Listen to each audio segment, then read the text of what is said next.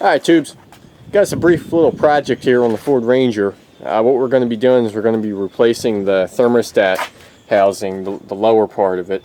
And the reason we're going to be doing that is you guys remember the whole disaster with the timing chains and how we had to get them out and everything. So in the process, I'm not sure if I mentioned it in the video or not, but what actually happened is the thermostat housing, and I got the replacement here, I can show you. It's got these three little tabs on the bottom of it, and that helps it get aligned. And inadvertently, in taking it out and putting it back in 10 or so times when we were trying to figure out what the problem was, at least one, I'm thinking two, or maybe even all three of the tabs got broken off. And I had assumed that they were just for alignment, and then as long as I made sure the gasket fit tight, that it wouldn't leak. But it turns out that's not the case, and also it seems to be a common problem, just because if you're not careful, that'll happen. So anyhow, I went ahead and bought a new one. I didn't buy the whole thing, that being the top portion that goes on here, and you'll see more of that when I take it apart. And of course, I didn't bother replacing the sensors either, because they're both good, and they were like 50 bucks a piece for Motorcraft. But I did buy a Ford part. It's on here somewhere, right there. Genuine Ford. Trust me, it's there. There you go. We don't mess around with fake parts anymore. So as you can see here, the first thing I'm going to do is drain the coolant out. I've already got it draining. Of course, I'm not going to drain all of it, but I'm draining it into a bucket. It's pretty convenient. You just loosen up the drain, and you can even stick a hose on the end of there where it comes out. But we're going to drain the coolant down just to about where it's below the level of the actual thermostat housing. So, you know, judging by that down there, we probably want the coolant level to be like probably down here on the radiator, which is, it's actually pretty close to that now. So I'm going to go ahead and close the valve and stop draining, and then we'll start taking stuff apart. Okay, first thing, you got three 7mm bolts. You got two here and one in the back here. That takes your cover off. I already did that. Try and keep this as short as possible. Then you've got a hose clamp which holds your breather tube on. You can either use a screwdriver or an 8mm wrench will fit that. Pop out the ventilation thing here going in. Take that off.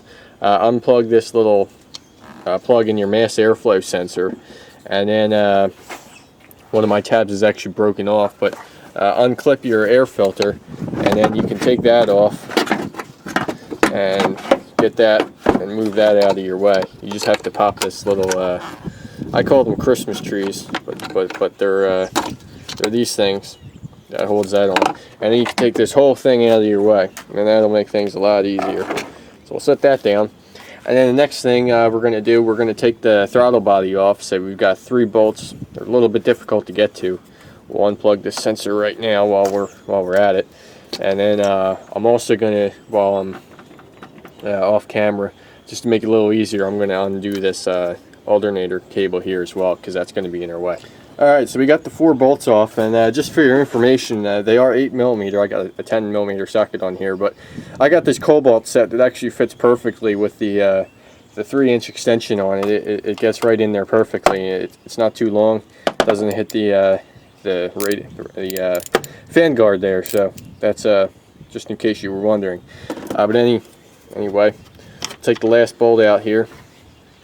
And then just take this. You're not going to unhook the throttle cables or anything. You're just going to take this and set it on top like that, so it's out of your way. And just be careful with those cables there, of course.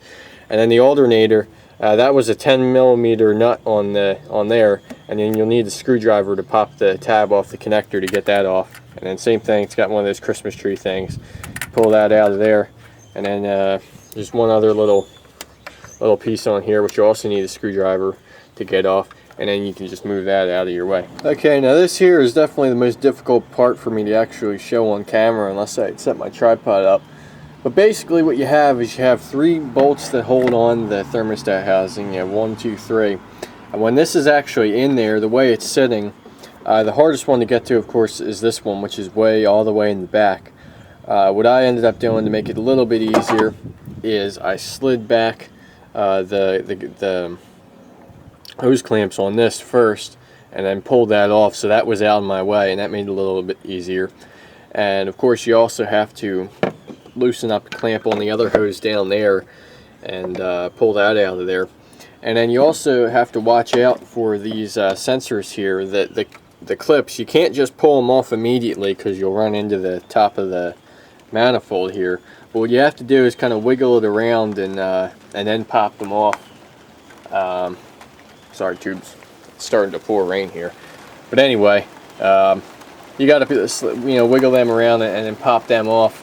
And then once you do that, then you can get it out of there. But man, we're gonna have to take a break. So while we're waiting for that rain to stop, we might as well take the old sensors out of the old thermostat housing here. I already took one of the clips out.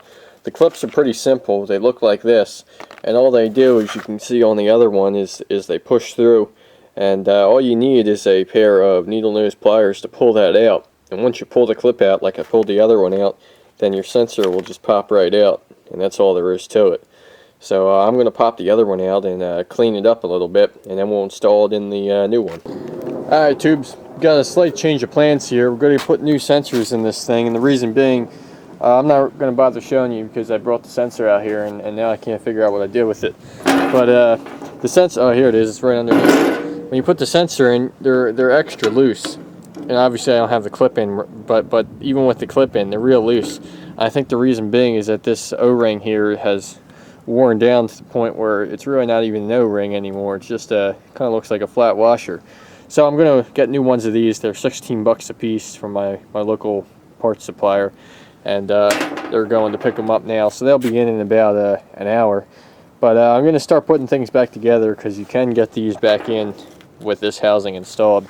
So what I did is I Scotch-Brighted the surface there where the housing actually makes contact with the block.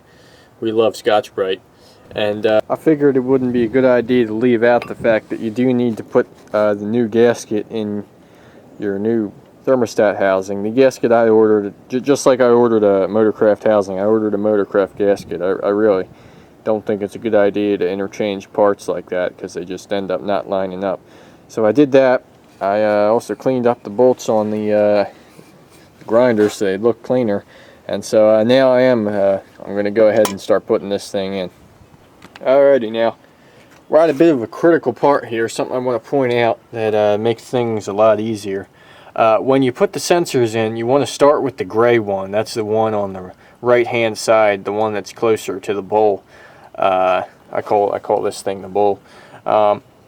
Start with that one, put the connector on, and then it's a very, very tight fit, but if you angle it kind of out, like facing this way, you can get it to fit in there and it'll pop in. So do that one first. I made the mistake of doing this one first, and then I actually had put the sender in beforehand and then tried to put the connector on, which was impossible.